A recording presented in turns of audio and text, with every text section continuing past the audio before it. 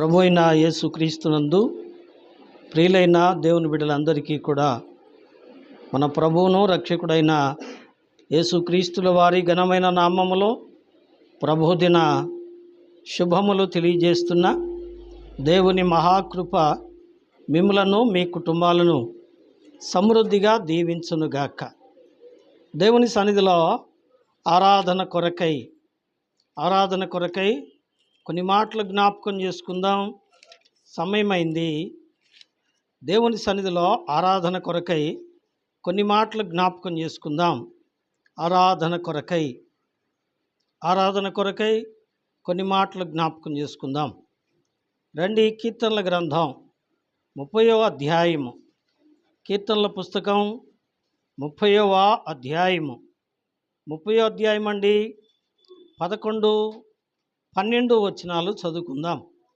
కీర్తనల గ్రంథం 30వ అధ్యాయము 11, 12 వచనాలు. నా ప్రాణము మౌనముగా నుండక నిన్ను కీర్తించునట్లు నా అంగలార్పును నీవు నాట్యముగా మార్చి ఉన్నావు. నీవు నా గోనెపట్ట విడిపించి సంతోష వస్త్రము నన్ను ధరింపజేసి ఉన్నావు. యెహోవా నా దేవా, నిత్యము నేను నిన్ను స్తుతించెదను. చదవబడిన ఈ లేఖన భాగమును మన కొరకై ప్రభు ఆశీర్వదించునుగాక. ఇది గృహప్రతిష్ఠ కీర్తన అని పైన రాయబడింది 30వ కీర్తనలో.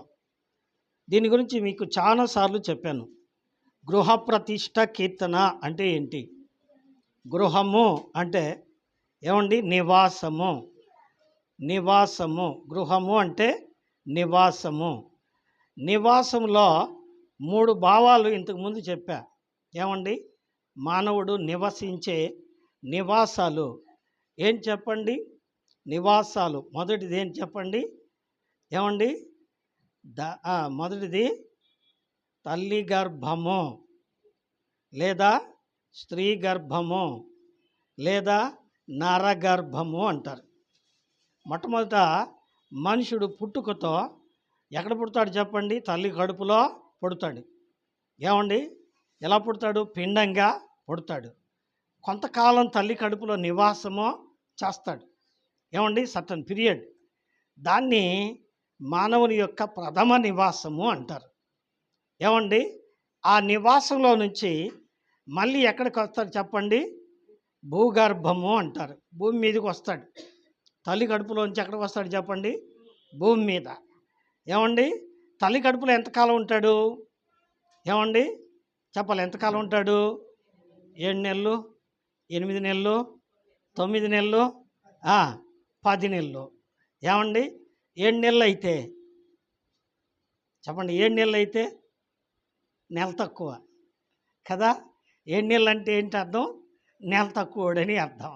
10 నెలలు అంటే ఓయమ్మ ఇంతకాలం ఉన్నాడు వీడు, ఎక్కువ కాలం తల్లి కడుపులో ఉన్నాడే, కాబట్టి వీడు తల్లి నేడిపించేవాడేరా అంటారు కదండి.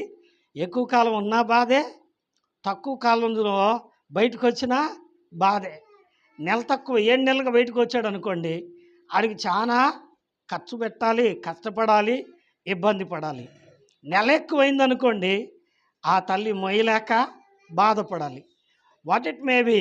ఏమండి? మొట్టమొదటి నివాసము ఏం చెప్పండి? నరగర్భము అంటే తల్లి కడుపు. దీన్ని నివాసం అంటారా లేదా? అవును. దీన్నే నరుడు మొట్టమొదట నివసించే గృహం. ఏమండి? రెండవది భూగర్భము. భూమి మీద ఉండాలి. ఎంతకాలం ఉంటాడు? భూమి మీద పడింది మొదలుకొని ఏమండి మనుషుడు కాలం ఎంతంట? కీర్తనల గ్రంథంలో 90వ కీర్తనలో ఏమండి మోషే గారు అన్నాడు. ఏమండి చెప్పండి ఎంతకాలం? 90వ కీర్తన చూడండి. 90వ కీర్తన ఏమండి? మా ఆయుష్కాలము ఎంతకాలం అంట? 10వ వచనం. మా ఆయుష్కాలము 70 సంవత్సరములు, అధిక బలమున్న 80 సంవత్సరములగును.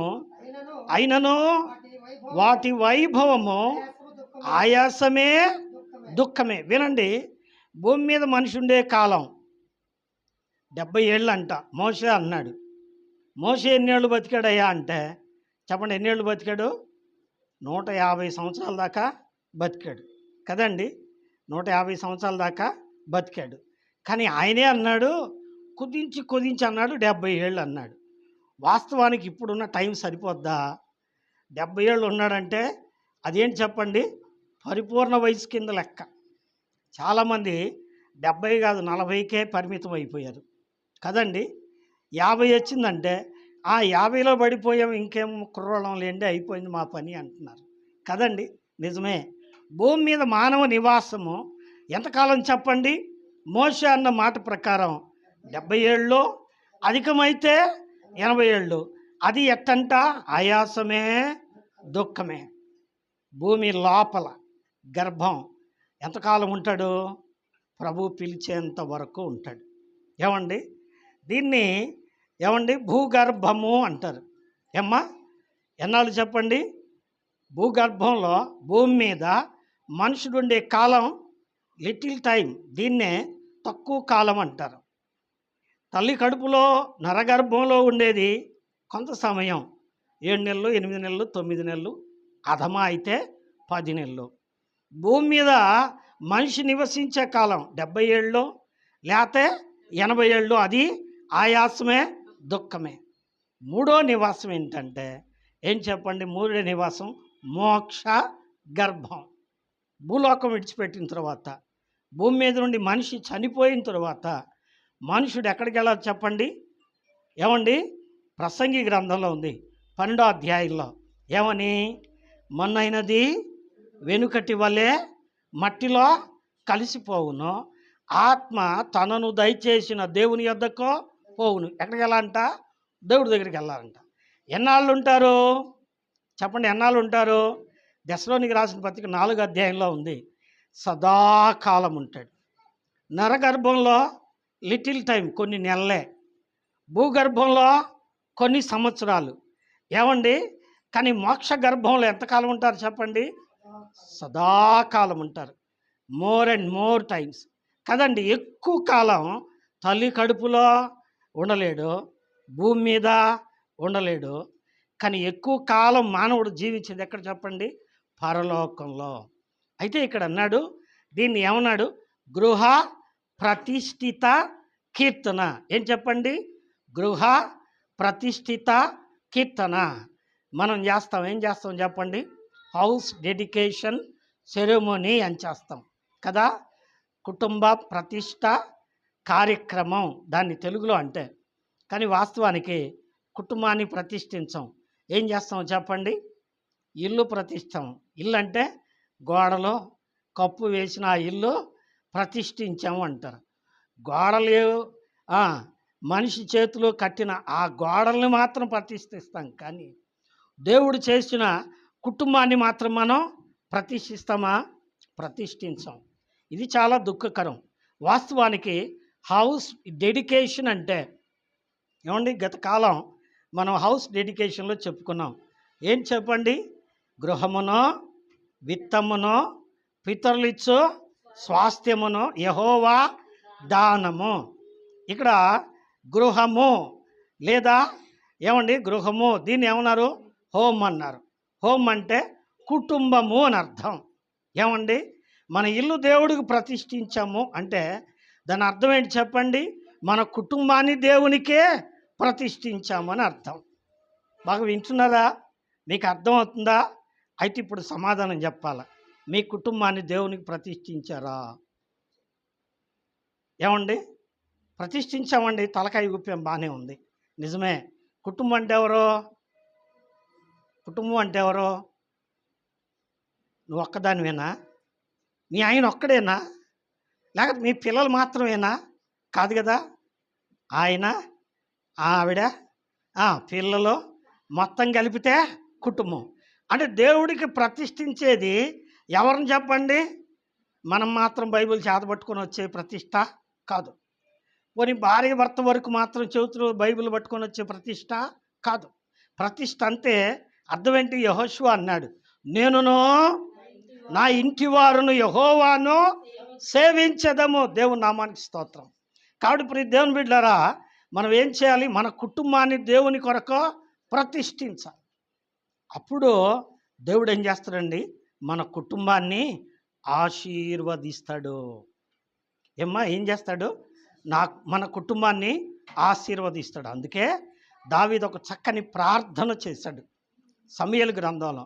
ఏమని ప్రార్థన చేశాడంటే, దేవా, నా కుటుంబము నిత్యము నీ ఇంటిలో నీ సన్నిధిలో ఉండునట్లు నీవు దానిని ఆశీర్వదించుము అని ప్రార్థన చేశాడు. కుటుంబం నిత్యము ఎక్కడ ఉండాలి చెప్పండి? దేవుని సన్నిధిలో ఉండాలి. ఎక్కడుండాలి? దేవుని సన్నిధిలో. మన కుటుంబం ఉందా? మన కుటుంబం ఉందా? నేను ఉన్నాను కన్నా, ఉన్నట్టేగా. ఈ వారానికి నేను వచ్చాను, వచ్చే వారం మా ఆయన వస్తాడు, మా కుటుంబం ఉన్నట్టేగా. పై వచ్చే వారం మేమిద్దరం ఏదో పని మీద వెళ్తాం, పిల్లలు వస్తారు, ప్రతిష్ఠించినట్టేగా. అలా కాదు. మీరు కుటుంబంతో దేవుణ్ణి ఆరాధించాలి. ఇది దేవుని విషయంలో దావీదు యొక్క ప్రతిష్ట, దేవుని విషయంలో యెహోషువ యొక్క ప్రతిష్ట. కాబట్టి దీన్ని ఏమన్నారంటే గృహ ప్రతిష్టాపన కీర్తన. ఏంటంట? గృహ ప్రతిష్టాపన కీర్తన. కాబట్టి మన కుటుంబాన్ని దేవుని కొరకు ప్రతిష్ఠించాలి. మన కుటుంబాన్ని దేవుని కొరకు ప్రతిష్ఠించి దేవుని మహిమ పరచాలి. రండి, ఇక్కడ మనం చదువుకున్న వాక్య భాగంలో 30వ కీర్తన 11, 12 వచనాలు చూడండి. ఏమంటున్నాడు ఇక్కడ? నా ప్రాణము మౌనముగా నుండక నిన్ను కీర్తించున్నట్లు నా అంగలార్పును నీవు నాట్యముగా మార్చి ఉన్నావు. ఏంటంట? ప్రభువును స్తుతించడానికి దేవుడు చేసిన మేలును గురించి చెప్తున్నాడు. అందుకే 103వ కీర్తనలు అంటాడు, నా ప్రాణమా యెహోవాను సన్నుతించుము, నా అంతరంగమునున్న సమస్తమా ఆయన పరిశుద్ధ నామమును సన్నుతించుము, నా ప్రాణమా ఆయన చేసిన ఉపకారములలో దేనిని మరువకము అంటాడు. ఏం ఉపకారం చేశాడు అంటే, మొట్టమొదటి అంటున్నాడు, నా ప్రాణము మౌనముగా నుండక నిన్ను కీర్తించున్నట్లు. ఎట్టా ఉందంట? ప్రాణం మౌనంగా ఉంది. కొంతమంది మౌనం కూర్చుంటారు. మౌనం కూర్చున్నారంటే సంతోషంగా ఉన్నట్ట, దుఃఖంగా ఉన్నట్ట. పోయిన వారం ఒక ప్రశ్న వేసా, చెప్పకుండా వెళ్ళిపోయారు. పోనీ ఈ వారం అన్న ఒక ప్రశ్న చెప్పండి. ఒక మనిషి మౌనం కూర్చున్నాడు. నాకు ఎక్కువ అదే అలవాటు. వస్తూ ఉంటారు, పలకెత్తు ఉంటారు, పోతుంటారు. కొంతమందికి సమాధానం కూడా నేను చెప్పను, అట్టే కూర్చొని ఉంటా. ఏంటి సంతోషంగా ఉన్నట్ట, దుఃఖంగా ఉన్నట్ట? సంతోషంగా ఉన్నట్ట, దుఃఖంగా ఉన్నట్ట? లోపల ఏదో సంథింగ్ ఈజ్ దేర్ కదా. లోపల ఏదో ఉండబట్టే మౌనంగా ఉన్నాడు. ఏమి లేకపోతే ఎట్టుంటాడు చెప్పండి? అలా జాలంగానే ఉంటాడుగా. కాబట్టి నా ప్రాణము మౌనంగా ఉందంటే అతనిలో ఏముంది చెప్పండి? There is a burden. అతని హృదయంలో ఏముందంట? బాధ ఉంది, కష్టం ఉంది. అందుకే అన్నాడు, నా అంగలార్పును. ఏంటంట అది? అంగలార్పు, ఏడుపు. ఏడుస్తున్నాడు. ఎందుకు ఏడుస్తున్నాడు? ఎందుకు ఏడుస్తున్నాడు? బాధ కలిగింది, ఆయనకి కష్టం కలిగింది, అందుకనే ఏడుస్తున్నాడు. ఇంకో మాట అంటున్నాడు, నీవు నా గోనె పట్ట విడిపించి. ఇప్పుడు మన ధ్యాన భాగం ఏంటంటే, 1 గోనె పట్ట, 2 సంతోష వస్త్రం. 12వ వచనంలో ఉంది, నీవు నా గోనె పట్ట విడిపించి సంతోష వస్త్రము ధరింపజేసి ఉన్నావు. బాగా అర్థం చేసుకోండి. గోనె పట్ట ఎవరు వేసుకుంటారు? దానికోసం రండి, ఎస్తేరు గ్రంథం. ఎస్తేరు గ్రంథం ఒక ఆయన గోనె పట్ట వేసుకున్నాడు. గోనె పట్ట వేసుకొని కూర్చున్నాడు. ఆయన పేరేం పేరు? మొర్దుకై. ఆయన గోనె పట్ట ధరించి రాజు యొక్క నగరు ప్రాకారము దగ్గర కూర్చున్నాడట. రాజు యొక్క ప్రాకారము దగ్గర కూర్చున్నాడట. కూర్చున్నప్పుడు ప్రియులారా ఏమండి, ఇప్పుడు మనం చూస్తే ఎస్తేరు గ్రంథం, నేను ఎజ్రా గ్రంథం తీశాను. ఎస్తేరు గ్రంథం 4వ అధ్యాయము. ఎస్తేరు గ్రంథం అండి 4వ అధ్యాయము. 4వ అధ్యాయంలో మొర్దెకై గారు గోనె పట్ట ధరించుకొని కూర్చున్నట్ట. ఎందుకో ఆలోచించేద్దాం రండి. 4వ అధ్యాయము 2వ వచనం. రాజు గుమ్మము ఎదుటికి వచ్చెను, గోనె పట్ట కట్టుకొనిన వాడు రాజు గుమ్మమున ప్రవేశింపకూడదన్న ఆజ్ఞ కలదు. రాజు యొక్క ఆజ్ఞయు శాసనమును ఏ సంస్థానమునకు వచ్చునో అక్కడున్న యూదులు ఉపవాసం ఉండి మహా దుఃఖముతోనూ ఏడ్పుతోనూ రోదనతోనూ మునిగిన వారై అనేకులు గోనెను బూడిదను వేసుకొని పడి ఉండిరి. ఏమండి, ఈ భాగం అంతా చదవాలి. ఎందుకంటే మొదటి వచనంలో ఉంది, మొర్దెకై తన బట్టలు చింపుకొని గోనె పట్టలు వేసుకొని బూడిద వేసుకొని పట్టణము మధ్యకు వెళ్ళి మహాశోకముతో రోదనము చేసి. ఈ గోనె పట్ట తెలియజేసేది మొదటిది ఏంటంట? దుఃఖం. ఏమండి, కన్నీటి ప్రార్థన. అనాది కాలంలో పాత నిబంధనలో ఎవరైనా దేవుడి దగ్గర కూర్చుని ఏడ్చి ప్రార్థన చేసేటప్పుడట ఏం చేస్తారు చెప్పండి? ఏమండి, పైన గోనె పట్ట కట్టుకుంటారు, మంచి బట్టలో తీసేస్తారు, గోనె పట్ట కట్టుకుంటారు. గోనె పట్ట కట్టుకుంటే అర్థం ఏంటి? ఆడికేదో దుఃఖం ఉన్నట్టు, ఆడేదో బాధతో ఉన్నట్టు. ఇంకొక అర్థం, గోనె పట్ట దరిద్రత. ఏం చెప్పండి? దరిద్రత. మూడవది గోనె పట్ట ఏం చెప్పండి? దరిద్రత. మూడవది ఏంటంటే యాచన. దాని అర్థం కూడా నేను తర్వాత చెప్తా. దాని అర్థం ఇక్కడ మనం గనక చూస్తే మొర్దెకై గోనె పట్ట కట్టుకొని బూడిద పోసుకొని శోకముతో రోదముతో దేవుని సన్నిధిలో ఉపవాసం ఉండి ప్రార్థన చేస్తున్నాడు. ఎందుకండి? ఎందుకు అంటే ప్రియులారా, మొర్దెకై మీద కక్షతో హామాను ఏం చేశాడండి? యూదులను అందరినీ చంపడానికి ఒక శాసనమును తయారు చేయించాడు. ఆ శాసనం ప్రకారం యూదుడు అనేవాడు ప్రతి ఒక్కడిని కూడా గొంతు కోసి చంపేస్తారు. ఏమండి, అది శాసనం అయిపోయింది. ఇవాళ మరీ భయంకరం. క్రైస్తవుడు అనేవాడు ఏమండి కనబడితే కొడుతున్నారు. ఏమండి, పాపం మహానుభావులు ఇప్పుడు శాసనాలు చేస్తున్నారు కావాల కదండి. నిజమే. గమనించండి, ఆ దినాల్లో అంత గొప్ప భయంకరమైన శాసనం చేశాడు. ఏం చేయాలి దానికి? ఏమండి, కొట్లాడాలా? తగాదు పెట్టుకోవాలనా? కేసులు పెట్టాలనా? గొడవలు పెట్టుకోవాలనా? కత్తులు తీసుకుని హెట్టబడాలనా? ఏం చేయాలి చెప్పండి? మొర్దెకై ఏం చేశాడండి? గోనె పట్ట కట్టుకొని తల మీద బూడిద పోసుకొని దేవునికి ప్రార్థన చేశాడు. ఏం చేశాడు? దేవునికి ప్రార్థన చేశాడు. ఏమండి, ఏం చేయాలి చెప్పండి? మనం కూడా ఏమండి ఏం చేయాలి చెప్పండి? ప్రార్థన చేయాలి. ఏమండి, ప్రార్థనే ప్రార్థనే ప్రార్థనే మా ప్రాణము, ప్రార్థించెదము ప్రణుతించెదము, ప్రార్థించెదము ప్రణుతించెదము, ప్రార్థనాలించుమా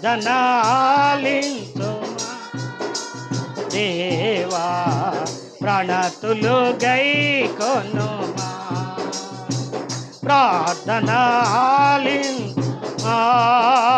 దేవా, ప్రణతులు గైకొనుమా. ప్రార్థనే ప్రార్థనే ప్రార్థనే మా ప్రాణము. Praise the Lord. ప్రార్థన చేయాలి. ఏం చేయాలి? ప్రార్థన చేయాలి. నీ సహోదరు నిన్ను తిట్టింది, ఏం చేయాలి చెప్పండి? నువ్వు కూడా తిట్టాలి. అంతేనా? నీ సహోదరుడు నీ మీదకి వచ్చాడు, నువ్వేం చేయాలి? తిరిగి కొట్టడమే, పళ్ళు రాలిపోయేటట్టు కదండి. అది క్రైస్తవత్వమో కాదు. ఏం చేయాలి? ప్రభువు దూషించిన వారిని సైతం ఏం చేశాడండి? క్షమించాడు. వారి కొరకు ప్రార్థన చేశాడు. నిజమే ప్రియులారా, చంపుతానికి శాసనం తయారు చేస్తే మొర్దెకై ఏం చేశాడండి? ప్రార్థన చేశాడు. దాన్నే కీర్తనాకారుడు 30వ కీర్తన ఏమనండి? నా అంగలార్పు. ఏమ్మా ఏం చెప్పండి? అంగలార్పు. ఇప్పుడు గోనెపట్టలో 3వ భాగం. ఒకటి ఏమండి? దుఃఖము. రెండవది దౌర్భాగ్యము లేదా దరిద్రత అనుకున్నాం. 3వ భాగం రండి. మార్కు రాసిన సువార్త, మార్కు రాసిన సువార్త అని మార్కు రాసిన సువార్త 10వ అధ్యాయము. మార్కు రాసిన సువార్త 10వ అధ్యాయం మనకందరికీ తెలిసిన మాటే. మార్కు రాసిన సువార్త 10వ అధ్యాయము 46వ వచనం నుండి చదువుకుందాం. 46 నుండి. వారు యెరికో పట్టణమునకు వచ్చిరి. ఆయన తన శిష్యులతోనూ బహుజన సమూహముతోనూ యెరికో నుండి బయలుదేరి వచ్చుచుండగా తిమయి కుమారుడగు బర్తిమయి అను గుడ్డి భిక్షకుడు త్రోవ పక్కన కూర్చుండెను. ఈయన నజరేయుడైన యేసు అని వాడు విని, దావీదు కుమారుడా యేసు, నన్ను కరుణింపుమని కేకలు వేయ మొదలుపెట్టెను. ఓరకుండుమని అనేకులు వాని గద్దించిరి గాని వాడు, దావీదు కుమారుడా నన్ను కరుణింపుమని మరి ఎక్కువగా కేకలు వేశాను. అప్పుడు యేసు నిలిచి వానిని పిలువుడని చెప్పగా వారు ఆ గుడ్డివాణ్ణి పిలిచి, ధైర్యము తెచ్చుకొనుము, ఆయన నిన్ను పిలుచుచున్నాడు, లెమ్మని వానితో చెప్పిరి. అంతటా వాడు 50వ వచనం జాగ్రత్త చూడండి. అంతటా వాడు బట్ట పారవేసి, ఏం పారవేసండి? బాగా వినాలి. ఏం పారవేశాడు? బట్ట పారవేసి ఏం చేశాడు? దిగ్గున లేచి యేసు నొద్దకు వచ్చాను. ఇప్పుడు నాకు మీరు సమాధానం చెప్పాలి. ఏమండి? వింటంటే సమాధానం చెప్తారు, వినకపోతే ఏం చేస్తారు చెప్పండి? కోపంగా చూస్తారు. ఎక్కడ చూస్తారు? ఏం పని లేదండి, ఓరగా ప్రశ్నలు ఎత్తుంటాం, ఏదో చెప్పుకొని పోరాదు ఈ పూటకే. ఏమండి? నిజమే, దేవునికి స్తోత్రం. ఏమండి వినండి. ఇప్పుడు ఇంతకీ ఇక్కడట యెరికో పట్టణములో ఎవరున్నారట? తిమయి కుమారుడు బర్తిమయి అను ఒక గుడ్డి భిక్షకుడు ఉన్నట్ట. ఎక్కడున్నాడు? యెరికోలో ఉన్నాడు. ఏమండి? యెరికోలో ఉన్నాడు. యెరికో ఎటువంటిది?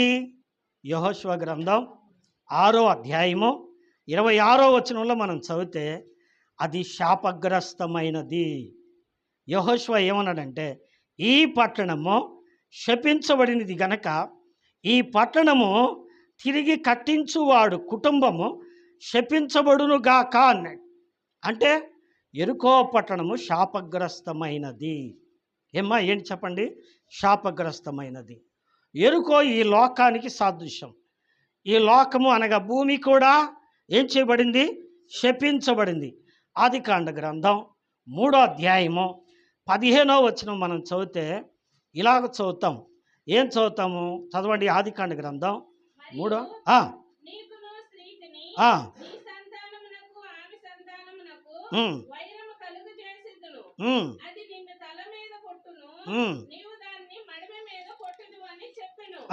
ఆయన స్త్రీతో, నీ ప్రయాసమును నీ గర్భవేదనను నేను మిక్కిలి హెచ్చించుదును. 17వ వచనం. ఆయన ఆదాముతో, నీవు నీ భార్య మాట విని తినవద్దని నేను నీకు ఆజ్ఞాపించిన వృక్షఫలము తింటివి గనుక నీ నిమిత్తము ఏంటంట? నేల శపించబడింది. ఏమండి? నీ నిమిత్తము నేల శపించబడింది. నేల అంటే ఏమండి? భూమి. ఈ భూమి ఏం చేయబడింది? శపించబడిన భూమి. అందుకే ఆయన అన్నాడు, అది నీ కోసం ముళ్ళ తుప్పులనో గచ్చ పొదలనో మొలిపించును అన్నాడు. అంతకుముందు లేవా? వాస్తవంగా లేవు. అంతకుముందు ముళ్ళ తుప్పలో లేవు. ఏమున్నాయి? ఆహారమునకు తినడానికి ఉపయోగపడే మంచి ఫలములనిచ్చు చెట్లు ఉన్నాయి. అంతేకాని ఏమండి అంతకుముందు ముళ్ళు అపాయమో భూమి మీద లేదు. ఎప్పుడైతే ఆదాము దేవుని మాటకు వినకుండా అతని భార్య మాట విని దేవుడు చెప్పిన ఆజ్ఞ అతిక్రమించి దేవుడు తినవద్దన్న పండు తిన్నాడో అతడు చేసిన పాపాన్ని బట్టి ఆ భూమి ఏం చేయబడింది? శపించబడింది. ఆ తరువాత ఆ భూమి మీద ఉన్న జలచరాల్లో, ఆ భూమి మీద ఉన్న భూచరాల్లో అవన్నీ కూడా ఏమైపోయినాయి అండి? అంతకుముందు వైల్డ్ యానిమల్స్ కాదు అవి. ఏమండి? ఏమైపోయినాయి? క్రూరమైనవిగా మారిపోయినాయి. అందుకనే దేవుడు అన్నాడు, ఇప్పుడు సహోదరి చదివిన మాట ఏమండి? నీకును స్త్రీకిని నీ సంతానమునకును ఆమె సంతానము వైరం కలగజేస్తాను, అది నిన్ను తల మీద కొట్టును, నీవు దానిని మడిమ మీద కొట్టుదువు. అంటే పాము ఏం చేసి చెప్పండి? కాలుకి కాటేస్తుంది, మడిమ మీద కాటేస్తుంది. అంటే అదే ప్రారంభం, అంతకుముందు కూడా కాటేసిద్దా? లేదు లేదు, అంతకుముందు దానికి అది లేదు. ఏమండి? అప్పటి నుంచే ప్రారంభమైంది. ఎందుకంటే ఆ వైల్డర్నెస్ అనేది పాపంతోనే ప్రారంభమైంది. గనకనే ప్రియులారా, నేల శపించబడింది.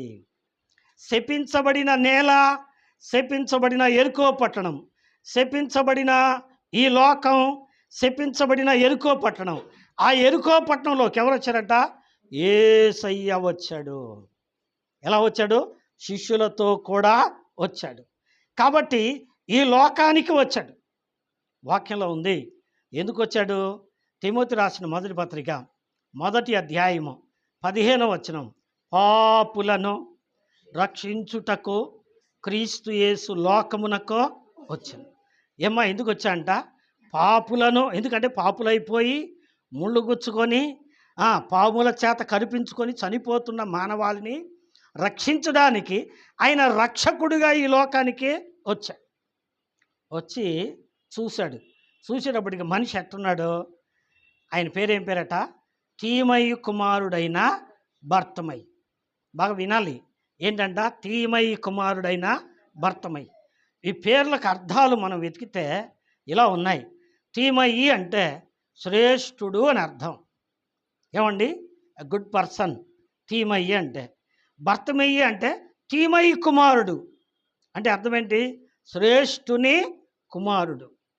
భర్తమయ్యి అనే పేరుకు అర్థం తీమయి కుమారుడు. శ్రేష్ఠుడు ఎవరు? దేవుడు. దేవుని కుమారుడు ఎవరు? ఆదాము. అవునండి? అనుమానమా? చెప్పండి, అనుమానమా? అలాగైతే చదవండి లూకాసు వార్త 3వ అధ్యాయము. లూకా రాసిన సువార్త 3వ అధ్యాయము ఏమండి? చిట్ట చివరి మాట, చిట్ట చివరి వాక్యం. కేయినాను ఎనోషుకు, ఎనోషు షేతుకు, షేతు ఆదాముకు, ఆదాము దేవునికి. ఆదాము ఎవరి కుమారుడు చెప్పండి? దేవుని కుమారుడు. దేవుడు శ్రేష్ఠుడు, శ్రేష్ఠుని కుమారుడు ఆదాము. ఈ ఆదాములో నుంచి మానవ జాతి వచ్చింది. అయితే ఈ శ్రేష్ఠుని కుమారుడైన ఈ భర్తమయ్యి మొట్టమొదటిగా ఆయనకున్న లక్షణం ఏమండి? ఏంటి చెప్పండి? 3 లక్షణాలు ఉన్నాయి ఇక్కడ. ఒకటి ఏంటంట? గుడ్డివాడు. ఏం చెప్పండి? గుడ్డివాడు. మొట్టమొదటి లక్షణం గుడ్డోడు. ఏమిటి గుడ్డితనం? రెండవది భిక్షమడిగేవాడు. ఏమండి? భిక్షకుడు అంటే అడుక్కునేవాడు అని అర్థం. ఏమండి? అడుక్కునేవాడు అని అర్థం. మూడో మాట ఏంటంటే, ప్రతి దేవుని బిడ్డలారా, అతడు గుడ్డివాడు, భిక్షకుడు. మూడోది ఏంటండి? త్రోవ పక్కన కూర్చున్నాడు. ఏమో ఎక్కడ కూర్చున్నాడు? త్రోవ పక్కన. త్రోవ పక్కన కాక బజార్లో కూర్చుంటారా? నడి బజార్లో కూర్చుంటే తని బయటకు నడతాడు. ఎందుకు చెప్పండి? కార్లు వస్తాయి, సైకిళ్ళు వస్తాయి, ఇరుమొహమాడా నీకు తెలీదా? నువ్వు నడు రోడ్లో కూర్చున్నావురా, దొరుకు పక్కే కొడతారా కొట్టరా? నిజమే. కానీ ఈయన త్రోవ పక్కన కూర్చోవడం తప్ప ఒప్ప? ఏమ్మా తప్ప ఒప్ప? తప్పెట్టయిద్ది? నెడుతున్నారుగా పక్కకి. ఏమండి? కానీ ఆత్మీయ అర్థం వేరే. అర్థమైందండి? ఆత్మీయ అర్థం వేరే. ఇప్పుడు మనం విందాం. ఒకటి గుడ్డితనం ఏంటి? కొరింథీయులకు రాసిన 2వ పత్రిక 4వ అధ్యాయము 4వ వచనం విందాం. కొరింథీయులకు రాసిన 2వ పత్రిక 4వ అధ్యాయము 4వ వచనం. కొరింథీయులకు రాసిన 2వ పత్రిక 4వ అధ్యాయము 4వ వచనం. ఏమండి? దేవుని స్వరూపి అయ్యున్న క్రీస్తు మహిమను కనపరచు సువార్త ప్రకాశము వారికి ప్రకాశించకుండు నిమిత్తము ఈ యుగ సంబంధమైన దేవత అవిశ్వాసులైన వారి మనోనేత్రములకు ఏం కలుగు చేసిందంట? ఏమండి? అవిశ్వాసులైన వారికి ఏం కలుగు చేసింది? గుడ్డితనం. గుడ్డోళ్ళు కాకపోతే దేవుడు ముందే చెప్పాడు. ఏం చెప్పాడు? అదామా, అవ్వా, మీరేం చేయాలంటే ఈ యొక్క ఏదేను వనములో ఉన్న ప్రతి చెట్టు ఫలమును మీరు ఏమండి నిర్భయంగా తినొచ్చు. కానీ చెట్టు తోట మధ్యన ఉన్న మంచి చెడ్డలు తెలివినిచ్చు వృక్ష ఫలము తినొద్దు. తిన్నరా? తిన్నరా ఏమవుతారు మీరు చెప్పండి? చచ్చిపోతారు అన్నాడు. చెప్పాడా లేదా? విన్నారా లేదా? ఏమండి? చెప్పాడు. విన్నారా? ఏం విన్నారు? ఏమండి? మన ప్రాంతానికి ఒక సామెత ఉంది. సింగడట యజమానుడు చెబుతుంటే విన్నాడట. యజమానుడు తెల్లారుజాము లేచి సింగడిని అద్దెకి పంపించాలని అనుకొని భార్యతో చెప్తున్నాడట. ఏమేమే పెందరాళ్ళు లేవగొట్టు, సింగడిని రెడీ చేసి అద్దెకి పంపించాలా, చాలా అవసరం, ఇవాళ మళ్ళీ రేపు అయితే కుదరదు పొలం పని అని అన్నాడంట. వీడేం చేశాడు? ఈ రేత్రి నిద్రపోవాలి. ఏమన్నాడు? సింగడు ఎక్కడికి పోవాలా? అద్దెకి పోవాలా. వీడు బాను పోయాడు. చెప్పండి, పాను పోయాడు, రాను కూడా వచ్చాడు. పాను పోయాడు, రాను కూడా వచ్చాడు. తెల్లారుజాము లేపింది అమ్మగారు ఎవరిని? అయ్యగారిని. ఏమండి సింగడిని అద్దెకి పంపిస్తానంటే లే అని అంట. ఈయన పోయి, ఒరే సింగా నువ్వు అద్దెకి పోయొచ్చాడు. పోయొచ్చానులే అండి. ఏమన్నాడు చెప్పండి? పోయొచ్చానులే అండి అన్నాడట. ఎందుకు పోయావురా? ఏమో పంపిస్తానన్నావుగా, మళ్ళీ నువ్వు లేచి పంపించడం ఎందుకని నేనే పోయొచ్చా. ఏం చేసి వచ్చావురా? పోయాను వచ్చా. ఏందంట? ఏమండి? చాలామంది జీవితాలు ఎట్లా ఉంటాయి అంటే ఎట్నే ఉంటాయి. ఏం విన్నావు? ఏం తెలుసుకున్నావు? ఏమో కదండి. ఏం చెప్పాడు ఆయన? మీరు తోట మధ్యలో ఉన్న వృక్ష ఫలమును తినొద్దు. తిన్నారంటే తిన్న వెంటనే మీరేమవుతారో చనిపోతారు. బైబిల్లో ఉందన్నమాట. అయితే ఏమండి అవ్వ దగ్గరికి వచ్చి ఆ పాము అంటుంది. ఏమండి పాము కాదు అది, వాస్తవానికి సాతాను అంటుంది. ఇదిగో ఈ ఫలములు ఎంత రుచిగా ఉన్నాయో తెలుసా అని చూసింది. చూచుటకు రమ్యముగాను ఉన్నదట. ఎట్టుందంట? రమ్యంగా ఉందట. అని తల తిప్పుకుంది. భలేదానివే, ఎంత బాగుండేది తెలుసా, చూడు అన్నాడు. మరే దేవుడే ఈ పండు తినొద్దన్నాడు. ఏమంట? తిన్న వెంటనే చనిపోతామంట అయ్యా అని చెప్పాడు. మీరు చావనే చావు. ఏం చెప్పాడు చెప్పండి? నిజమా అబద్ధమా? అబద్ధం అంటే ఇష్టమా, నిజం అంటే ఇష్టమా? చాలామందికి అబద్ధం అంటేనే ఇష్టం. ఏమండి? దేవుడు చెప్పింది మాత్రం నిజమా కాదా? నిజమే. ఆ సాతాను చెప్పింది ఏంది? అబద్ధం. ఆయన చెప్పాడు, మరి ఈడేంది ఇట్ట చెబుతున్నాడు? ఏదేమైనా సృష్టించిన సృష్టికర్త మాట వినాలి కదా అని అనుకుందా? ఏమండి అనుకుందా? అనుకోలే. ఆయనది అబద్ధం అనుకుంది, ఈయందే నిజం అనుకుంది. అనుకొని ఏం చేసింది చెప్పండి? సరే ఒకటి నేను కూడా తింటాను అంది. ఏమండి? ఒకటి తీసుకొని ఒక్కరు కొరికింది. కథ మారిపోయింది. ఏమైపోయింది చెప్పండి? ఆమెలో జీవము పోయింది. ఏమండి? ఆమెలో పరిశుద్ధత పోయింది. ఆమెలో ఉన్న ఆ మహిమ పోయింది. ఇప్పుడు ఏమైపోయింది చెప్పండి? ఏందో సిగ్గొచ్చింది, ఏదో అవమానం వచ్చింది. ఏంటబ్బా ఈ చిత్రంగా ఉందే, ఇదేదో తప్పు పట్టుకుంది, నేను ఒక్కదాన్ని చేస్తే దేవుడు నన్ను కొడతాడేమోనని భర్త దగ్గరికి పోయి అంటుంది. ఏమయ్యా నేను ఒకటి పెడతాను తింటావా అంది. ఏంటిదమ్మా చెప్పు అన్నాడు. తింటానంటే పెడతానండి. నువ్వు నా భార్య కదా, నువ్వు పెడితే తినకుండా ఉంటానా? తింటానులే చెప్పు అన్నాడు. ఆ తోట మధ్యనున్న వృక్షఫలం తిన్నాను, భలే ఉంది, తిను అన్నాడు. తినవద్దని దేవుడు చెప్పాడు కదా. నీకు ప్రేమ లేదని నాకు తెలుసులే అంది. ఏం లేదంట చెప్పండి, ఏం లేదు. ఎందుకని? నేను పెట్టిన ఫలం నువ్వు దేవుడు తినొద్దన్నాడు కదమ్మా. నీకు నిజంగా ప్రేమ ఉంటే, నీవు గనక నా భార్య అంటే ప్రేమ నీకుంటే నేను పెడుతున్నా, తిను. ఇక అవన్నీ అనవసరం. దేవుడు తినొద్దన్నాడు వద్దన్నాడు ఇవన్నీ తీసేయి. నేను తిన్నా, నాకు బాగుంది, నేను పెడుతున్నా, నువ్వు తింటావా తినవా? ఏం కర్మలే అనుకున్నాడు, తిన్నాడు. ఏమండి, ఇద్దరేమైపోయారు చెప్పండి? ఇద్దరేమైపోయారు చెప్పండి? ఏమండి, మహిమను కోల్పోయారు. చల్లబొట్ట దేవుడు వచ్చాడు. దేవుడు వచ్చినప్పటికి ఇద్దరు ఏమైపోయారు? సిగ్గుపడ్డారు. సిగ్గుపడి చెట్ల చాటున దాక్కున్నారు. దాక్కున్నప్పుడు దేవుడు అంటున్నాడు, ఆదామా ఆదామా ఎక్కడున్నావు అన్నాడు. దేవుడా, నీ స్వరం విన్నప్పుడు నేను సిగ్గుతో చెట్టు చాటున దాక్కున్నాడు. ఎందుకని? నేను దిశమలతో ఉన్నానయ్యా. నీవు దిశమలతో ఉన్నావని నీతో చెప్పింది ఎవడు? నేను తినవద్దన్న పండు తిన్నావా అని.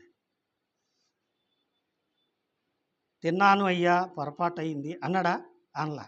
ఏమన్నాడు చెప్పండి? నువ్వు ఇచ్చావే, నువ్వు ఏరుకోరు తీసుకొచ్చి కట్టావే, నా మెడకు చుట్టావే, అది ఇచ్చింది నేను తిన్నా. ఆ తప్పేది ఉంటే నీది దాంది, నాకేం సంబంధం లేదన్నాడు. ఏమండి, ఏమైపోయాడు చెప్పండి? నిజం ఒప్పుకోలేని గుడ్డుడయ్యాడు, అబద్ధికుడయ్యాడు. ఏమండి, యథార్థవంతులనుగా దేవుడు సృజిస్తే ఇప్పుడు ఏమైపోయారు చెప్పండి? అబద్ధికులైపోయారు. ఏమండి, నిజమే, తాగిపోతే వాళ్ళకి ఏమండి బిర్రుగా తాగిన తర్వాత గుడ్డలు జారిపోతుంటాయి. ఒరే, నీ గుడ్డలు జారిపోతాయి చూసుకోరా అండి. నాకు కనపట్లేదే పో అంటాడు. కారణం, కళ్ళు మూసుకొని పోయినాయి. ఏమైపోయింది చెప్పండి? కళ్ళు మూసుకొని పోయినాయి. ఆ తాగింది అని గుడ్డోని చేసేసింది కదండి. నిజమే, ఈరోజు పాపం చేసేవాళ్ళు గుడ్డివాళ్ళలాగా ప్రవర్తిస్తున్నారు. భర్తను వదిలిపెట్టి భార్యలు, భార్యలను వదిలిపెట్టి భర్తలు గుడ్డివాళ్ళు అయిపోయి మోహంలో పాపంలో పడి పాడైపోతున్నారు. అందుకనే ఈ యుగ సంబంధమైన దేవత అవిశ్వాసులైన వారి మనోనేత్రములకు ఏం కలిగజేసిందంట? గుడితనం కలిగి. అందుకనే ఇంకో మాట, రోమీలకు రాసిన పత్రిక, రోమీలకు రాసిన పత్రిక మొదటి అధ్యాయం అండి, 22వ వచనం 23వ వచనం. వారి అవివేక హృదయము అంధకారమాయను, తాము జ్ఞానులమని చెప్పుకొనుచు బుద్ధిహీనులైరి. వారు అక్షయుడగు దేవుని మహిమను క్షయమగు మనుష్యుల యొక్కయు, పక్షుల యొక్కయు, చతుష్పాద జంతువుల యొక్కయు, పురుగుల యొక్కయు ప్రతిమా స్వరూపముగా ఏమైపోయింది? వారి అవివేక హృదయం ఏమైపోయిందండి? అంధకారం అయిపోయింది, గుడ్డోళ్ళు అయిపోయారు. ఏమండి, కన్నులుండి చూడలేవా యేసు మహిమను, చెవులుండి వినలేవా యేసు మాటను, కన్నులుండి చూడలేవా యేసు మహిమను, చెవులుండి వినలేవా యేసు మాటను, నోరుండి పాడలేవా యేసు, నాలుండి నడవలే.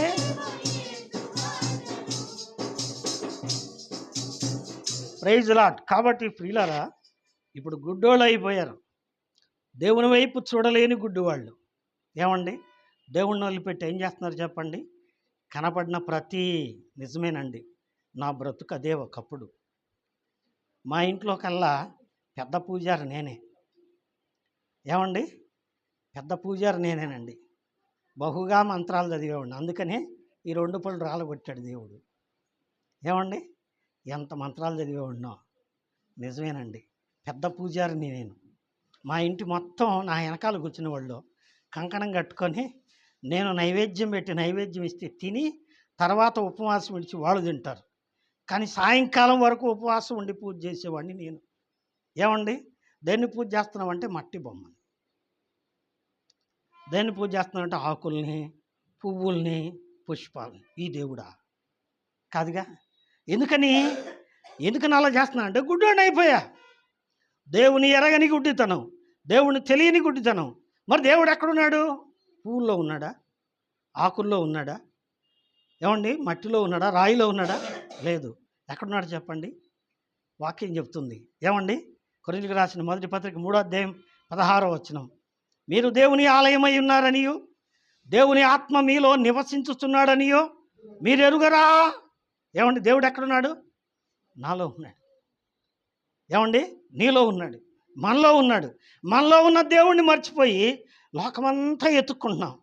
ఏం చేస్తున్నాం? గుడ్డోళ్ళకు తౌడుకుంటున్నాం. దేవుడు ఆడున్నాడు, దేవుడు ఆడున్నాడు, దేవుడు. ఏమండి గుడ్డివారము. ఏమండి ఈ గుడ్డివారు ఏం చేస్తున్నారు చెప్పండి? గుడ్డివాడు త్రోవ పక్కన కూర్చొని, ఎక్కడ కూర్చున్నాడ? త్రోవ పక్కన. ఇందాక నేను చెప్పా, త్రోవ అంటే ఏంటో తెలుసా అండి? ఈ భావం ఏంటంటే ఇది సాలు అంటారు. ఈ భాష మనం ఎక్కడ వింటాం? మీరు పొలం పోతారే, పొలంలో ఏం చేస్తారు చెప్పండి? సాళ్ళు సాళ్ళుగా దున్నుతారు. సాళ్ళుగా దున్నేటప్పుడు జొన్న పట్లు, సజ్జ పట్లు, కందులు ఏం చేస్తారు చెప్పండి? సాళ్ళలో ఏం చేస్తారు? నాటుతారు. ఎట్లా నాటుతారు?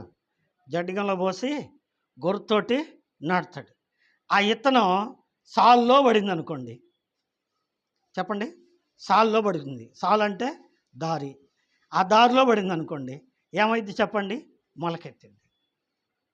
సాలు తప్పి పడింది అనుకోండి, సాలు అంటే ఇలా ఉంటుంది గుంటలాగా, దాంట్లో పడింది మట్టి కప్పి పడి ఏం చేసిద్దండి? మొలకెత్తిద్ది. ఆ గట్టు మీద పడింది ఏమైద్ది? భూమి లోపలికి పోదు. ఏం చేసి చెప్పండి? పక్షులు వచ్చి దాన్ని ఎత్తుపోతాయి.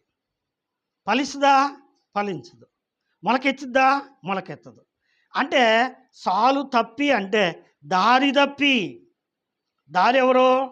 యోహాను సువార్త 14వ అధ్యాయం 6వ వచనం, యేసయ్య అన్నాడు, నేనే మార్గమునో సత్యమునో జీవమునై ఉన్నాను, నా ద్వారా తప్ప ఎవడనూ తండ్రి యొద్దకు రాలేడు అన్నాడు. కాబట్టి దేవుడి దగ్గరికి వెళ్ళడానికి, పరలోకం వెళ్ళడానికి మార్గం ఎవరు చెప్పండి? యేసయ్య. యేసయ్యను వదిలిపెట్టి పక్కన కూర్చొని ఏం చేస్తున్నాడు? వచ్చేవాళ్ళని పోయేవాళ్ళని. ఈ వచ్చేవాళ్ళు పోయేవాళ్ళు ఎవరు చెప్పండి? ఆదికాండంలో 28వ అధ్యాయంలో ఉంది. ఇంకా వచనాలు చదివిస్తే చాలా సమయం అయిపోతుంది. ఏమండి యాకోబు రాయి తల కింద పెట్టుకుని పండుకున్నాడట. కళ వచ్చింది. కళ వచ్చినప్పటికీ ఆ కళ్ళ ఏం కనపడింది? ఆకాశమునకు భూమికి మధ్య ఒక నిచ్చెన వేసి ఉందట. ఆ నిచ్చెన మీద ఏమండి ఎక్కుతున్నారంట, దిగుతున్నారంట. ఎవరు వాళ్ళు? దేవుళ్ళ దేవదూతలు? కరెక్ట్గా చెప్పు. ఏమండి దేవదూతలేగా, దేవుళ్ళు కాదుగా. దేవుళ్ళు లేరు, దేవుడు ఒక్కడే. ఏమండి one God, there is one God. దేవుడు ఒక్కడే. వీళ్ళందరూ దేవతలు, ఎక్కేవాళ్ళు దిగేవాళ్ళు. దేవుడి దగ్గరికి వెళ్తున్నారు, మళ్ళీ భూమి మీదకి వస్తున్నారు. ఎక్కేవాళ్ళు దిగేవాళ్ళు, వచ్చేవాళ్ళు పోయేవాళ్ళు. ఆ వచ్చేవాళ్ళని పోయేవాళ్ళని ఏం చేస్తున్నారు చెప్పండి? హి వాజ్ ఎ బెగ్గర్. ఏం చేస్తున్నావు చెప్పండి? ఏమండి నేనైతే ఒకానొక దినమున ఐఎమ్ ఎట్ ఇంటర్మీడియట్ స్టడీ. ఏమండి ఇంటర్మీడియట్ చదివేటప్పుడు ఒక నింద నా మీద పడింది. ఏమండి ఒక చోట కూర్చొని తెల్లవారుజామున సన్నీళ్లతో స్నానం చేసి ఆ రాయి కాడ కూర్చొని తల నేలకేసి ధమా కొట్టుకుంటున్నా. తల పగిలింది, రక్తం వస్తుంది. నా మొరేంటో తెలుసా? నా నింద పోగొట్టు. పోయిందా? పోలా. నింద పోయిందా? పోలా. రక్తం అయితే వచ్చింది. ఏమండి పోయిందా? పోలా. నాకు మంచి మార్కులు వచ్చినాయా? రాలా. ఏమండి రాలా. కారణం ఏంటంటే పగబట్టి నా మీద నింద పెట్టి నన్ను ఫెయిల్ చేశారు. తరువాత ఏమండి ఒక మహానుభావుడు దాన్ని రీకాల్ చేశాడు. రీకాల్ చేసినప్పుడు ఆ నింద పెట్టిన వాళ్ళు ఎవరో, ఆ దొంగలు ఎవరో, ఆ ద్రోహులు ఎవరో బయటపడ్డారు. తర్వాత నేను డిగ్రీకి ప్రమోట్ అయ్యా. ఏమండి ఎవరు చేశారు? He's a Christian. అవునండి. నేను చదువుకునేటప్పుడు నిజమే. ఏం చేస్తున్నావు చెప్పండి? We are begging. వచ్చేవాళ్ళని పోయేవాళ్ళని ఏం చేస్తున్నావు చెప్పండి? కనపడ్డ ప్రతి చోట భిక్షం అడుగుతున్నాం. పిల్లలు పుట్టించండి అని, ఏమండి రోగాలు తగ్గించండి అని, అదని ఇదని. ఏమండి ఏం చేస్తున్నాం? నిజమే. కుమారులు తండ్రిని అడుక్కుంటారా? ఆ, ఆజ్ఞాపిస్తారా? పోనీ ఈ ప్రశ్నకైనా సమాధానం చెప్పండి. కుమారుడు తండ్రిని అడుక్కుంటాడా, ఆజ్ఞాపిస్తాడా? నాన్న దయదలిసి ఏదన్నా ఒక 100 రూపాయలు ఈ నాన్న అంటాడా అండి? నాన్న ఒక 100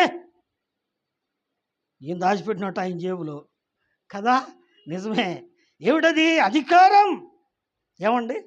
కానీ ఏం చేస్తున్నాం చెప్పండి? భిక్షం అడుక్కున్నాం. ఎవరిని అడుక్కున్నాం? దారిలోకి పోట్ల, దారి తప్పి అడుక్కుంటున్నాం. నిజమే పిల్లరా. దారి తప్పినవాడు ఎవరు చెప్పండి? ఈ తీమై కుమారుడైన భర్తమై దారి తప్పి కూర్చొని ఏం చేస్తున్నాడు? భిక్షాటన చేస్తున్నాడు. చూశాడు యేసయ్య, చూశాడు. ఏం చేస్తున్నాడంటే ఆయన కేకలేస్తున్నాడు, అరుస్తున్నాడు. ఇప్పుడు యేసయ్య అన్నాడు, అతనిని నా యొద్దకు తీసుకురండి. నేను ముగిస్తా. అతనిని నా యొద్దకు తీసుకురండి అన్నాడు. తీసుకురండి అన్నప్పుడు ఇప్పుడు రండి. 49వ వచనం, మార్క్స్ వార్త 10వ అధ్యాయము 49వ వచనం. అప్పుడు యేసు నిలిచి వానిని పిలువుడని చెప్పగా వారు ఆ గుడ్డివాడిని పిలిచి, ధైర్యము తెచ్చుకొనుము, ఆయన నిన్ను పిలుచుచున్నాడు, లెమ్మని వానితో చెప్పిరి. అంతట వాడు బట్టను పారవేసి, ఇప్పుడు చెప్పాలి. ఇప్పుడు దాకా విన్నారు కదా. ఏమిటా బట్ట? ఎక్కడున్నాడు ఆయన? రోడ్డు పక్కన కూర్చున్నాడు. ఏమ్మా కరెక్టేనా కాదా? త్రోవ పక్కన కూర్చున్నాడు. ఏం చేస్తున్నాడు? భిక్షం అడుక్కుంటున్నాడు. భిక్షం ఎలా అడుక్కుంటున్నాడు? అడుక్కునే వాళ్ళు ఏం చేస్తారు చెప్పండి? తీరిగ్గా దగ్గరికి వెళ్ళి చేతులు దాపే ఆ అలవాట్లు పోయినాయి. ఏమండి? ఒక బట్ట బరుస్తున్నారు. ఏమండి? దాన్ని గోని పట్ట అంటారు. బట్ట బరుసుకొని ఏం చేస్తారు చెప్పండి? అయ్యా అయ్యా. ఏమండి? ఆ అడుక్కునేది ఏంటి చెప్పండి? భిక్షాటన బట్ట. ఈ గోని పట్టలో ఎన్ని అర్థాలు ఉన్నాయండి? ఒకటి అంగలార్పు, ఏడ్పు, దుఃఖం. ఏమండి? రెండవది ప్రార్థన. మూడవది ఏంటి చెప్పండి? మూడవది ఏంటి చెప్పండి? భిక్షాటన. ఏమండి? భిక్షాటన. ఈ 3 విషయాలు దాంట్లో దాగి ఉన్నాయి. ఇంతకుముందు ఈయనేం కట్టుకున్నాడట? గోనె పట్ట కట్టుకున్నాడు. ప్రభువా, నీవు నా గోనె పట్టను విడిపించి ఏమిచ్చావు? సంతోష వస్త్రమును ఇచ్చావు. ఏమిచ్చాడంట? సంతోష వస్త్రం. ఎందుకని? ఇప్పుడు ఆయన దగ్గర తీసి పిలిచి ఏం చేశారు? ఆయన అడిగాడు. ఏమని అడిగాడండి? 51వ వచనం. యేసు, నేను నీకేమి చేయగోరుచున్నావని వానిని అడుగగా ఆ గుడ్డివాడు, బోధకుడా, నాకు దృష్టి కలుగజేయమని ఆయనతో అనెను. యేసు ప్రభువునే ఎట్టు అడిగాడా? అందరిని అడిగి ఉంటాడు ఎట్నే? ఏమని చెప్పండి? యేసు ప్రభువునే అడిగి ఉంటాడా? అందరిని అడిగి ఉంటారా? అందరిని అడిగి ఉంటాడు కదండి. అడగాల్సిన ఆయన అడగలేదు, కానీ ఎంతోమందిని అడుగుంటారు కదండి. చాలామంది దగ్గరికి వెళ్ళాం. నా కాళ్ళు బాగాలేవు కదా, మీరు చూశారు. ఈ బాగు చేయమని చాలామంది డాక్టర్ దగ్గరికి వెళ్ళాం. ఎవరి వల్ల కాదా? ఏమండి? They are not suitable. వారు ఉపయోగపడేవాళ్ళు కాదు. ఏమండి? బాగు చేయగలవాడు ఒక్కడే. ఆయన ఎవరు చెప్పండి? దేవుడు. అందుకే ఆయన మాత్రం విన్నాడు. అంతమంది ఎన్నోళ్ళు అందరూ ఏమీ చేయలే. వాళ్ళు ఏమన్నారు? అయ్యా, నేను నీ గుడితనం బాగు చేయలేను, కానీ నా జేబులో ఒక 100 రూపాయలు ఉన్నాయి, అందులో 10 రూపాయలు తీసి నీకు ఎత్తా, ఏదో కొనుక్కొని తిను అన్నారు. ఏమండి? అయితే ఈయనేమన్నాడు? ఏమన్నాడు చెప్పండి? ప్రభువా, నాకు దృష్టి కలుగ చేయుము, నీవు వెళ్ళుము, నీ విశ్వాసము నిన్ను స్వస్థపరచునని చెప్పాను. ఏం చెప్పాడంట? నీ విశ్వాసము నిన్ను స్వస్థపరచు. నువ్వు నమ్మితే ఏమండి? నీవు నమ్మితే నీ విశ్వాసము నిన్ను స్వస్థపరుస్తుంది. నీ గుడితనం పోగొడుతుంది. నిజమే ప్రియులరా. దేవుని చూడలేని గుడితనం, దేవుని ఎరగని గుడితనం, ఆ గుడితనంలో నుంచి ఇప్పుడు ఎక్కడికి వచ్చాం చెప్పండి? దేవుడి దగ్గరికి వచ్చాం. ఇంతకుముందు ఏమండి? దేవతల దగ్గరికి పోయాం. ఎక్కేవాళ్ళ దగ్గరికి, దిగేవాళ్ళ దగ్గరికి, వచ్చేవాళ్ళ దగ్గరికి, పోయేవాళ్ళ దగ్గరికి. వస్తుంటారు, పోతుంటారు వాళ్ళు. ఈయన వచ్చేవాడు పోయేవాడు కాదు, అక్కడే ఉంటాడు. ఎక్కడుంటాడు చెప్పండి? నీ గుండెల్లో ఉంటాడు, నీ కుటుంబంలో ఉంటాడు. ఆయన అన్నాడు, ఎక్కడ 2-3 నా నామమున కూడుకుంటారో వాళ్ళ మధ్య నేను ఉంటాను. నువ్వు ఎక్కడికి పోవాల్సిన పనిలే, ఏదో తీసుకురావాల్సిన పని లేదు, నేను నీతోనే ఉన్నా. I'm with you. దేవుడు అంటే ఏందండి? మోషే అడిగాడు, ప్రభువా నీ పేరేంటి చెప్పయ్యా అన్నాడు. నేను ఉన్నవాడను అనువాడను, ఐఆమ్ దట్ ఐఆమ్. నేను ఉన్నాను. ఎక్కడున్నాను? నీతో ఉన్నాను. కాబట్టి మనతో ఉన్న దేవుణ్ణి మరచి మనం ఏం చేస్తున్నాం చెప్పండి? లోకంలో ఉన్న వాటినన్నిటినీ వెతుక్కుంటున్నాం. అందుకనే నా గోనె పట్టను తీసివేసి, ఏమండి, బాధను తీసివేశాడు. నా అంగలార్పును నీవు నాట్యముగా మార్చావు. ఒకటి, గోనెపట్ట అంగలార్పుకు సాదృశ్యం. 2, గోనెపట్ట దరిద్రతకు సాదృశ్యం. 3, గోనెపట్ట భిక్షాటనకు సాదృశ్యం. ఈ పాప జీవితాన్ని తీసివేసి అతనికి ఏమిచ్చాడు చెప్పండి? సంతోషం ఇచ్చాడు. ఏమండి? సంతోషం ఇచ్చాడు. అదే సంతోష వస్త్రం. దేవుడి దగ్గరికి వచ్చాడు, సంతోషంతో సూపు పొందాడు. ఇప్పుడు ఏం చేస్తున్నాడు చెప్పండి? దేవుని అంటే తిరుగుతున్నాడు. అక్కడ రాయబడి ఉంది, ఏమనుందండి? వాడు త్రోవను ఆయన వెంట చూపు పొంది, ఏమండి, బాగుపడి రోగం తగ్గినాక చర్చి మానేసి మళ్ళా ఆడ ఎడా తిరగట్లా. ఏం చేస్తున్నాడు చెప్పండి? చూపు పొందాడు, బాగుపడ్డాడు. ఎక్కడున్నాడు చెప్పండి? దేవుడితోనే ఉన్నాడు, దేవుడి దగ్గరే ఉన్నాడు, దేవునితోనే తిరుగుతున్నాడు. ఈ పూట వాక్యం వింటున్నావు నీవు. ఏంటి మన వాక్యం చెప్పండి? గోనెపట్ట సంతోష వస్త్రం. మన బ్రతుకు ఒకప్పుడు గోనెపట్ట కలిగి ఉంది. ఇప్పుడైతే దేవుడు ఏం చేశాడండి? సంతోష వస్త్రము కలుగజేశాడు. మన దుఃఖాన్ని తీసివేసి, మన కన్నీరు తీసివేసి, మన గుడితనం తీసివేసి, మన పాపాన్ని తీసివేసి, మనల్ని పరిశుద్ధపరిచి, మన కొరకు తన ప్రాణాన్ని దారబోసి రక్తం చిందించి మనల్ని సంతోషముతో నింపాడు. ఈ గొప్ప సంతోషం ఇచ్చిన దేవుణ్ణి ఏం చేయాలి చెప్పండి? ఆరాధించాలి, ఆయనకే కృతజ్ఞత చెల్లించాలి. అతి కృప వాక్యం వింటున్న మనందరికీ దేవుడు దయచేయనుగాక. దేవుడు తన మాటలను మన కొరకై ఆశీర్వదించునుగాక. ఆమేన్, ఆమేన్.